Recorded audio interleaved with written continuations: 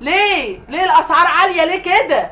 رجع لنا تاني يا ريس، نزل لنا تاني، نزل الفراخ، نزل اللحمه، نزل السمك، اللبن، الادويه غليت قوي يا ريس. الناس تعمل ايه؟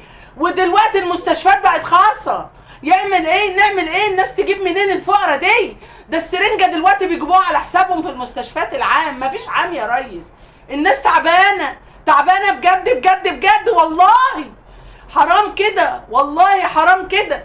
نقي يا ريس، نقي حكومتك الجديدة، مش اي حد ترفعه على الكرسي يا ريس. نقي ناس تتقي الله في الشعب المصري، ترجع لنا الاسعار، ترجع منظومة العيش تاني يا ريس.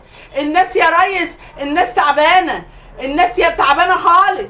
شعبيتك ما عادش فيه شعبية بسبب قراراتك الوزراء القديمة دول، القرارات بتاعتهم مش هينفع.